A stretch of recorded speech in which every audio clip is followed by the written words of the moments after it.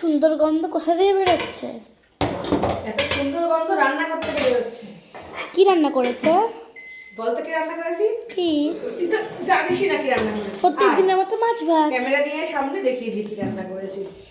দেখো আজকে রান্না হয়েছে, প্রথমে ডাল দেখাই, আর টমেটো দিয়ে ডাল হয়েছে, ঠিক আছে? একদম ঘন করে গাঢ় করে টমেটো দিয়ে ডাল করেছি, মটর ডাল।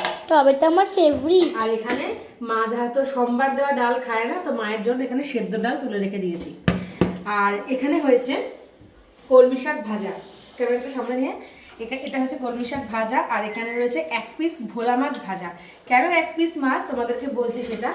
আর এখানে হয়েছে আজকে স্পেশাল ইয়াম্মি ওয়াও একটা খাবার, যেটা হচ্ছে মাছের তেল পটকা। জাস্ট ওয়াও, অসাধারণ খাবার। তো মা এই তেল পটকাটা খায় না বলে মায়ের জন্য এখানে 1 পিস ভোলা মাছ আনা হয়েছে, ঠিক আছে? তো দেখো কালারটা, জাস্ট কালারটা একবার দেখো, জাস্ট ফাটাফাটি এসছে। একটু তেল গড়াচ্ছে, একটু তেল তেল না হলে যেটা ভালো লাগে না খেতে। তো যাই হোক, ভাতটা একদম ধোয়াওটা গরম ভাত। চলো টাটা, খেয়ে নিই।